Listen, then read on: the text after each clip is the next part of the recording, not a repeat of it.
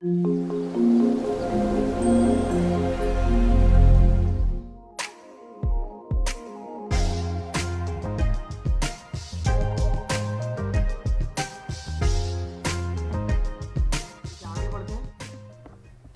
ठीक है, min max count average हो गया। बात करेंगे दोस्तों लाइक की और नॉट लाइक की। नाम से पता लग रहा है लाइक और नॉट लाइक क्या है। ठीक है, यहां चलते हैं, अपनी टेबल का सेलेक्ट चलाते हैं। क्या बोलती है मेरी टेबल कि टेबल के अंदर कुछ कुछ डेटा आपके पास स्टोर्ड है। ठीक है, लाइक कल हमने हालांकि व्यू बनाते वक्त देखा था। मैं कहता हूं एक तो होता है इक्वल टू, ऑपरेटर की बात कर रहे हैं, एक होता है इक्वल टू ऑपरेटर, जिसमें मैं क्लियरली बोलता हूं, क्या बोलता हूं कि लाइक मैं किस पर लगाऊं, लाइक लगाता हूं लेट्स से एम्प्लॉय नंबर पे लगाते हैं लाइक। मैं बोलता हूं ईएमपी पे कि जिसका ईएमपी जिसका एम्प्लॉय नंबर ये है वो वैल्यू मुझे आ जाए। तो इसमें तो मेरे ख्याल से कोई डाउट है नहीं, इसको बोलते हैं equal to operator. Like operator में क्या बोलता हूं, लाइक ऑपरेटर में मैं बोलता हूं कि लाइक ईएमपी नंबर की वैल्यू लाइक हो। लाइक वैल्यू को पास करने का जो तरीका है, पहले तरीका देख लेते हैं, कंट्रोल सी कर दिया। तरीका है कि सिंगल कोट्स के अंदर आप जो भी लिखोगे, अगर आपने लिख दिया केवल इतना, ध्यान से समझना, केवल इतना लिख दिया तो ये एक ही वैल्यू लेके आएगा, क्योंकि ये लेफ्ट में और राइट में कुछ भी चेक नहीं करेगा, ये एग्जैक्ट वैल्यू के लिए काम करेगा, एक ही वैल्यू आ रही है। लेकिन अगर मैं लाइक को थोड़ा सा मॉडिफाई कर दूं, कैसे, मैं लिखता हूं ये परसेंटेज लगाया पहले और मैंने यहां से 73 हटा दिया। अब मैं बोल रहा हूं कि ऐसी वैल्यू सिस्टम लेके आए मेरे पास जिसका स्टार्टिंग कुछ भी हो। परसेंटेज का मतलब है कितनी भी वैल्यूज हो सकती हैं, कितनी भी वैल्यूज, ठीक है, और एंड हो रहा हो 69 से, ऐसी वैल्यूज मुझे लेके आए। चलाता हूं, एक ही वैल्यू ऐसी जिसके लास्ट में 69 आ रहा है। थोड़ा सा और मॉडिफाई करते हैं, आगे बढ़ते हैं। मैं बोलता हूं ऐसी वैल्यू लेके आए जिसके बीच में कहीं भी 6 आता हो, लेफ्ट में कुछ भी हो, राइट में कुछ भी हो। तो क्या मतलब हो गया, मे बी ये वैल्यू 6 से स्टार्ट भी हो सकती है, 6 से एंड भी हो सकती है, और 6 मिड में भी हो सकता है, लेकिन ये कंफर्म है कि इस स्ट्रिंग में या इस वैल्यू में 6 कहीं ना कहीं पोजीशन पे एग्जिस्ट करता होगा। चला के देखते हैं कितनी वैल्यू। इसमें आई मेरे पास टोटल नंबर ऑफ 5 रिकॉर्ड्स। देखिए, फर्स्ट में सेकंड लास्ट, सेकंड में लास्ट के 2, फर्स्ट में सेकंड थर्ड, मतलब सभी में कहीं ना कहीं 6 मुझे दिख ही रहा है।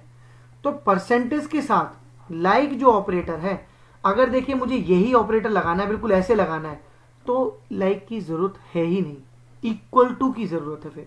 लेकिन अगर मुझे कुछ कंफर्मेशन लेना, मुझे क्लियर नहीं है, मुझे रैंडमली एक रिक्वायरमेंट दे दी गई कि आप वो सारा डेटा मेरे सिस्टम से निकाल दो, क्योंकि एसक्यूएल हमेशा डेटा फेचिंग के लिए यूज होता है। स्ट्रक्चर क्वेरी लैंग्वेज इसलिए बोल रहे हैं बिकॉज क्वेरी के लिए यूज हो रहा है। हमेशा आपको रिक्वायरमेंट ऐसी दी जाएगी कि मेरा हायर डेट ऐसा हो और मेरा एम्प्लॉय के जो जॉब्स हैं वो क्लर्क की हो, उनका डिपार्टमेंट ऐसा हो।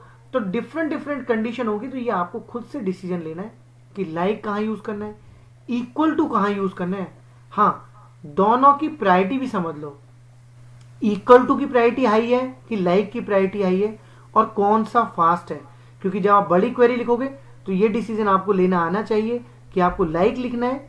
अगर ऑप्शन ही नहीं है तो लिखना ही पड़ेगा, ठीक है, बट अगर ऑप्शन है तो इक्वल टू लिखो, ऑप्शन नहीं है तो लाइक लिखो।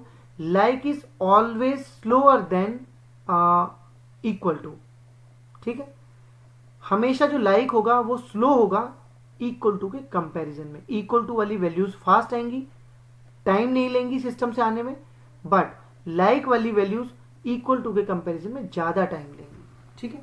तो ये लाइक वाली कहानी होगी। लाइक के बाद आता है not like, just reverse condition. या तो मैं लिखूं क्या, अभी इक्वल टू की बात की थी, मैं बोल दूं not equal to. Not equal to में तो मुझे एग्जैक्ट वैल्यू देनी होगी, लाइक कंट्रोल जेड। मैं बोलता हूं स्मिथ का मैं एम्प्लॉय कोड ले रहा हूं, मैं कहता हूं वो वैल्यूज लेके आओ जिसका एम्प्लॉय नंबर ये इक्वल टू नहीं है। सारी वैल्यूज आएंगी एक्सेप्ट दिस वैल्यू। 13 वैल्यूज मुझे यहाँ पे दिख रही है। ठीक, नॉट लाइक का दूसरा केस क्या हो सकता है? दूसरा केस हो सकता है देखिए इस तरीके से, मैं श्योर नहीं हूं, देखिए वही है, अगर आप परफेक्टली पता है क्या क्या वैल्यू फाइंड करनी है तो नॉट लाइक मतलब not equal to direct use करो। अदरवाइज नॉट इक्वल टू को दोस्तों ऐसे भी लिखते हैं, एक्सक्लेमेटरी इस तरीके से भी लिखते हैं आई थिंक, हाँ बिल्कुल, ये भी एक ऑपरेटर है उसको लिखने का। दोनों साइन एक ही चीज के लिए यूज होते हैं, कंफ्यूज नहीं होना है कि ये यहाँ पे ऐसा क्यों लिख दिया और वहां पे कैसे लिख दिया। नॉट लाइक को लिखने का एक और तरीका है, वो तो नॉट इक्वल टू का, अब नॉट लाइक को लिखने का तरीका है नॉट लाइक। ठीक है, नॉट लाइक लिखा, मैंने बोला ये वैल्यू के बराबर नहीं होना चाहिए, तो क्लियरली ऐसे केस में नॉट लाइक नहीं लिखूंगा, ऐसे केस में नॉट इक्वल टू लिखूंगा, ये दोनों। बट अगर मुझे कुछ श्योरिटी नहीं है, मुझे नहीं पता कि ये किससे स्टार्ट हो रहे हैं, बट मुझे ये पता है कि 369 से एंड हो रहा है वो, ठीक है, तो मैं उसको नॉट लाइक इस तरीके से दूंगा। अभी भी 13 वैल्यूज आएंगी, एक वैल्यू मेरी यहाँ पर निगलेक्ट होगी। ठीक है, दूसरा तरीका हो सकता है दोनों तरफ मुझे परसेंटेज लगाने की जरूरत पड़े, मुझे श्योरिटी नहीं है, और ये दोनों केसेस में चलता है दोस्तों, ऐसा नहीं है कि नंबर में चल रहा है, ये डेट में भी चलेगा, ये आपका कैरेक्टर में भी चलेगा, ये आपका नंबर पे भी चलेगा। तो उस टाइम पे जब मैंने इक्वल टू की वैल्यूज चलाई थी लाइक वाली, ये वाली, तो मेरे पास कितनी रोज निकल के आई थी? 5।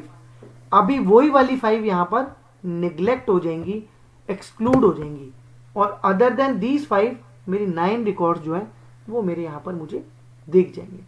ठीक है, तो यहाँ पर लाइक और नॉट लाइक का एग्जाम्पल हमने समझ लिया। इसके बाद में एक चीज और होती है, वो भी आप समझिए, इसका नाम मुझे थोड़ा सा भी मेरी जुबान से स्लिप हो रहा है, बट अंडरस्कोर करके एक चीज यूज होती है ऐसे करके। इसका मतलब क्या है? इसका मतलब है, पहले चला के देखते हैं फिर वैल्यूज की बात करेंगे। पहले लाइक में दिखाता हूं सो देट आपको क्लियर हो कि हम क्या बात कर रहे हैं। गौर से देखिए मैंने क्या बोला है, मैंने बोला है जिधर परसेंटेज लिखा हुआ है, यहां परसेंटेज लिखा हुआ है, या इसको ऐसे करते हैं और अच्छे से समझ में आएगा। ये मैं बोल रहा हूं कि लेफ्ट हैंड साइड में कुछ भी हो सकता है, 6 के लेफ्ट में कुछ भी हो सकता है, बट राइट में मैंने रिस्ट्रिक्ट कर दिया है कि only one value is applicable, only एक ही वैल्यू हो सकती है। अब देखिए नीचे जो रिकॉर्ड आपको दिख रहे हैं, इसमें से लॉजिकली कितने रिकॉर्ड आपके इस क्वेरी में आएंगे, चला के देखते हैं। केवल 2 रिकॉर्ड आए। पोजीशन मैंने फिक्स्ड कर दिया कि भाई ये जो 6 है इसके लास्ट में एक ही वैल्यू हो सकती है। अगर मैं एक और अंडरस्कोर लगा दूं ऐसे, अब चलाता हूं तो देखिए क्या निकल के आता है। अब 6 मेरा सेकंड पोजीशन पे है और लेफ्ट में 2 वैल्यूज हैं, कोई भी 2 वैल्यूज, कोई भी, बट 2 ही वैल्यूज हैं। इसका एक्चुअल जो मतलब जो नेम है वो मुझे अभी याद नहीं आया, बट ये भी एक तरीका होता है। तो नाम से हमें फर्क नहीं पड़ता, हमें फर्क पड़ता है कि ये चीज हम अपनी रिक्वायरमेंट आने के टाइम पे इसको अचीव कर पाएंगे कि नहीं कर पाएंगे। ठीक है, अगर मैं अंडरस्कोर ऐसे लगा दूं तो क्लियर पता लग रहा है कि लेफ्ट में क्या होना चाहिए और राइट में। लेफ्ट में एक ही वैल्यू हो सकती है जो कुछ भी हो सकती है। कुछ भी को हम 2 चीज से डिनोट करते हैं, या तो परसेंटेज से या ये आपका अंडरस्कोर से। तो परसेंटेज से जो वैल्यूज का काउंट है वो मेरा कुछ भी हो सकता है, 1 2 3 4 कितना भी काउंट हो सकता है, लेफ्ट में राइट में भी, बट अंडरस्कोर से वो वैल्यू का काउंट आप रिस्ट्रिक्ट कर सकते हो। ठीक है, तो मेरे ख्याल से ये भी आपको बेटर क्लियर हो गया होगा कि मैं क्या बोल रहा हूं क्या नहीं बोल रहा हूं। ठीक है, आगे बढ़ते हैं।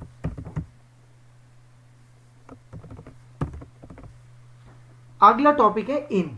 तो इन तो और भी इजी है, इन भी बिल्कुल उसी तरीके से है जैसे हमने ऊपर बात करी है। इक्वल टू इन और लाइक, इन भी काफी स्लो होता है as compare to equal to, but depend upon the requirement. Requirement है तो रिक्वायरमेंट है, फिर उसका हम कुछ नहीं कर सकते। मैं बोलता हूं कि जॉब मेरी कौन कौन सी होनी चाहिए। अभी तक हम इक्वल टू में क्या कर रहे हैं, इक्वल टू में हम एक वैल्यू पास कर पा रहे हैं। लेट से मैं बोलता हूं कि यहां पर जॉब मेरी क्लर्क की हो, लेकिन अगर मैं बोल दूं कि यहां पे कोई और भी जॉब मेरे को पास करनी है, लेट से मैं बोलता हूं कि जो मैनेजर है वो भी यहां पे आ जाए, तो मुझे क्या करना पड़ेगा, मुझे क्या ऐसे कंडीशन देनी पड़ेगी, ऐसे कुछ देना पड़ेगा? मेरे ख्याल से नहीं। क्यों? क्योंकि ये एंड कंडीशन होगी। हाँ, एक तरीका हो सकता है, मैं बोल दूं और लगा दूं, अगर केवल और लगा दूं और इसको ब्रैकेट में एनक्लोज कर दूं, तो ये कंडीशन कुछ कुछ इनके तरीके से काम कर जाएगी। वो सारी वैल्यूज आएंगी जिनमें जॉब्स या तो क्लर्क होगी या मैनेजर होगी, but this is not the right way. और एंड की बात नहीं करेंगे, क्योंकि बाय डिफॉल्ट मेरी एसक्यूएल के अंदर एंड तो चलता ही है, बट और जो है एज कंपेयर टू इन मेरा स्लो होता है। तो हम यहां पर बात करेंगे केवल इन की। कैसे? इन लिखने का तरीका क्या है?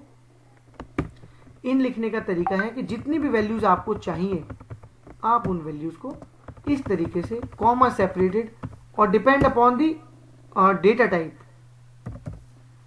कि वो वैल्यूज आपकी स्ट्रिंग है कि नंबर है, आप इस तरीके से पास कर सकते हैं। ये सिंटेक्स मैं आपको सारे शेयर करूंगा डेली की तरह। तो इन क्या करना है? मैंने बताया जॉब मेरी इन हो सकती है, ब्रैकेट में बता दिया, या तो क्लर्क हो सकती है और या मैनेजर। स्ट्रिंग वैल्यू को हम ऑलवेज पास करेंगे सिंगल कोट्स के अंदर, लेकिन इंटीजर वैल्यू को या नंबर वैल्यू को कोई जरूरत नहीं है सिंगल कोट में पास करने की। कर भी दोगे तो गलत नहीं है, बट जरूरत नहीं है, ठीक है ना। तो ये देखिए, अब मैं चलाऊंगा तो अभी भी मेरे पास 7 रिकॉर्ड्स ही आएंगे, क्लर्क और मैनेजर, ठीक है। ये हुआ स्ट्रिंग टाइप के लिए। नंबर टाइप के लिए इन वैल्यू को कैसे चेक करेंगे? नंबर टाइप के लिए भी देखते हैं। मेथड वही है, मैं बोलता हूं कि डिपार्टमेंट नंबर मेरे पास अगर एक ही वैल्यू है, 20 बोल रहा हूं एक ही वैल्यू, तो मैं बेटर है कि मैं इक्वल टू लगाऊं। लेकिन अगर एक से ज्यादा वैल्यूज है, मैं बोलता हूं कि देखिए 30 भी पास करो। डिफरेंस देखो, क्योंकि डिपार्टमेंट मेरा क्या है? डिपार्टमेंट है मेरा नंबर। तो स्ट्रिंग की तरीके से सिंगल कोट में भी वो वैल्यू चली गई, बिना सिंगल कोट के भी मेरी वैल्यू सिस्टम ने एक्सेप्ट कर ली। तो इंटीजर वैल्यू जो होती है, नंबर टाइप की वैल्यूज होती है, उनमें सिंगल कोट देने की कोई जरूरत नहीं होती, ठीक है। ये हुआ मेरा क्या? इन। जस्ट इसके वाइस वर्सा होता है क्या? Not in. तो नॉट इन में जस्ट उल्टा हो जाएगा। कैसे हो जाएगा देखते हैं। मैंने लिखा कि जॉब मेरी नॉट इन, ये दोनों जॉब नहीं होनी चाहिए, अदर देन दीज मेरा कुछ भी होगा, सिस्टम वो वैल्यूज मुझे दिखाए। तो क्लर्क और मैनेजर नहीं होंगे, अदर देन दीज मेरा सेल्समैन, एनालिस्ट, प्रेसिडेंट जो भी है, सारी जॉब्स का डेटा मुझे यहां पर दिख रहा है, ठीक है। तो नॉट इन लिखने का तरीका यही है। सिंपल सिंगल वैल्यू है तो नॉट इक्वल टू लिखोगे, बट एक से ज्यादा वैल्यूज है तो नॉट इन आप इस तरीके से लिखो। यहां तक क्लियर है? सेम मेरा न्यूमेरिक वैल्यूज के लिए मैं बोलता हूं नॉट इन हो जाए मेरी वो वैल्यूज जो वैल्यूज 20 और 30 नहीं है। तो अदर देन 20 और 30 मेरी टेबल में केवल 10 का डेटा है, तो वो 10 का डेटा मुझे इजीली यहां पर दिख गया। आगे बढ़ते हैं अपने अगले टॉपिक की तरफ। तो मेरा नेक्स्ट टॉपिक है, इन मेरा हो गया बिटवीन। बिटवीन बहुत इंपॉर्टेंट है, बिटवीन को समझते हैं। बिटवीन क्या बोलता है? रेंज। अभी इन की बात कर ली, इक्वलिटी की बात कर ली, लाइक की बात कर ली, लाइक की पोजीशन की बात कर ली, नॉट लाइक, नॉट इन, सारा बात कर लिया। लेकिन कभी कभी इस तरीके का डेटा भी निकालना होता है कि मुझे वो सारी वैल्यूज लाओ जिनकी सैलरी बिटवीन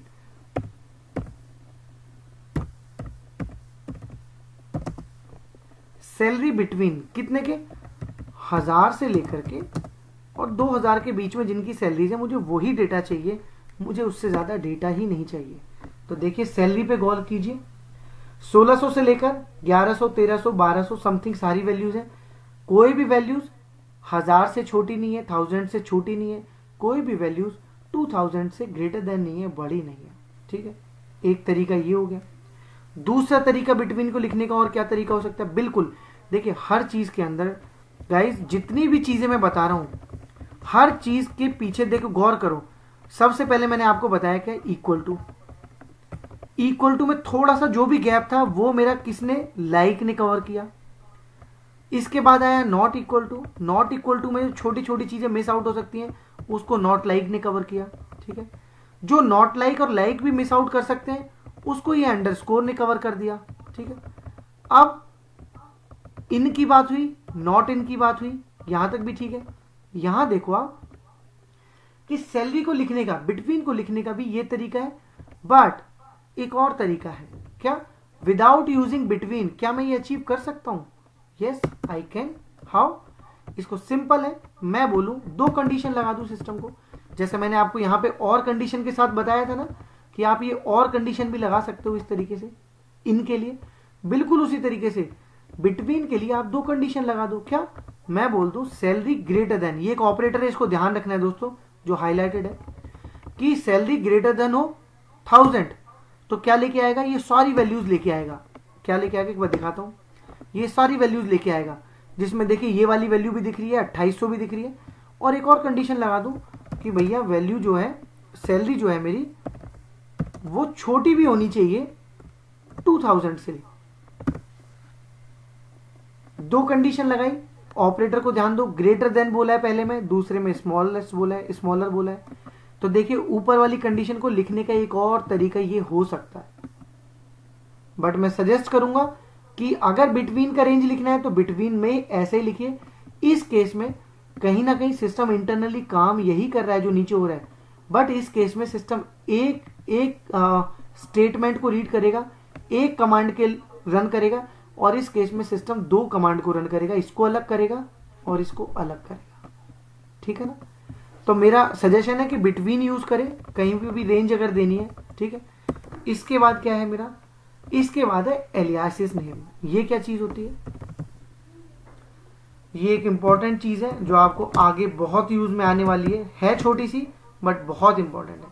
जब एक से ज्यादा टेबल, एलियास का मैं आपको यूज बता रहा हूं कि वो पिक्चर में क्यों आया, जब सेम कॉलम मेरे मल्टीपल टेबल्स के अंदर होते हैं, सेम कॉलम, तब मेरा सिस्टम जो है कंफ्यूज हो जाता है कि कौन से वाले फील्ड की वैल्यू को यूज करने के लिए आप बोल रहे हो। लेट से एग्जांपल देता हूं,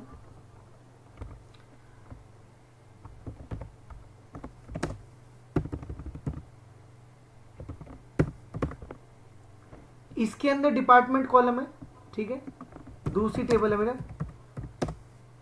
इसके अंदर भी डिपार्टमेंट कॉलम है। अगर इन दोनों टेबल्स को एक साथ यूज कर दूं, जो कि हम अभी करने वाले हैं, तो दोनों टेबल्स को एक साथ यूज करने पर सिस्टम ऑटोमेटिकली कंफ्यूज हो जाएगा कि कौन से वाले डिपार्टमेंट नेम की या नंबर की आप बात कर रहे हो, कौन सा वाला मुझे लेके आना है। लेट से एग्जांपल के तौर पे दिखा रहा हूं, मैंने ए दिया और यहां पर डिपार्टमेंट बी दिया, और अब मैं सिंपली बोलता हूं कि DEPTNO लेके आओ, साथ में ई नेम लेके आओ, साथ में सेल लेके आओ। अब मैं यहां पे देता हूं तो देखिए क्या बोला इसने, कॉलम एम्बिगुअसली डिफाइंड, मतलब ये कॉलम भाई मुझे कहां से दिखाना है मुझे ये तो बता दो, क्योंकि सेम कॉलम मेरा दो टेबल्स के अंदर है। तो यहां पर किसी भी कॉलम को इजीली आइडेंटिफाई करने के लिए कि किस टेबल से आ रहा है, हमें देने पड़ते हैं अपनी टेबल के एलियास नेम। अगर मैं यहां लिख दूंगा ए डॉट, तो सिंपली मेरा डेटा आ जाएगा। मैं लिख दूंगा बी डॉट, तो बी टेबल से एक कॉलम आ जाएगा। और ये परेशानी तभी आती है जब मेरा एक ही कॉलम जिसका नाम सेम है वो मेरा मल्टीपल टेबल्स के अंदर हो और उन टेबल्स के ज्वाइन या कुछ भी आपने अपनी टेबल में यूज किए हो। ठीक है, तो अभी यहां पे केवल एलियास समझना था कि कहां पे यूज आएगा, जहां पे सेम कॉलम मेरा मल्टीपल टेबल्स के अंदर एग्जिस्ट करता हो और मुझे उस कॉलम की नेसेसिटी है या उनके जॉइंट्स लगाने हैं या कुछ करना है, तो मेरी टेबल का एलियास नेम होना बहुत जरूरी है। सिंगल टेबल के केस में कोई प्रॉब्लम नहीं होता है कभी भी, but more than one table के केस में अगर आपके कॉलम्स डुप्लीकेट नेम से एग्जिस्ट करते हैं दोनों टेबल्स के मिला के, तो आपको एलियास नेम देना मैंडेटरी है। अगर दोनों टेबल्स के अंदर लेट से मैं डिपार्टमेंट नेम लेता ही नहीं हूं, ठीक है, तो मुझे एलियास नेम देने की जरूरत नहीं है। ठीक है, मतलब दोनों टेबल्स के अंदर अगर सारे यूनिक कॉलम्स हैं, सारे यूनिक कॉलम्स हैं, मुझे उनका एलियास नेम देने की जरूरत नहीं है। बट अगर मैं उन टेबल्स के ज्वाइन लगाऊंगा और अगर वो कॉलम भी डिफरेंट है तो मेरा ज्वाइन चल जाएगा। बट अगर वो कॉलम पे ज्वाइन जो लगने वाले हैं वो सेम कॉलम है, लाइक कि इन दोनों में जो यूनिक कॉलम है वो डिपार्टमेंट नंबर है, अगर वो डिपार्टमेंट नंबर यूनिक कॉलम है तो जब भी यूनिक कॉलम हुआ एलियास नेम पिक्चर में आएगा, मुझे वो एलियास नेम यहाँ पर लगाना ही पड़ेगा। ठीक है, तो अगर सारे कॉलम डिफरेंट है, लेट से इसका डिपार्टमेंट नंबर का ज्वाइन यहाँ पर कुछ और कॉलम पे होता, किसी और कॉलम पे डिपार्टमेंट, तो आपको एलियास नेम देने की जरूरत नहीं पड़ती। ठीक है।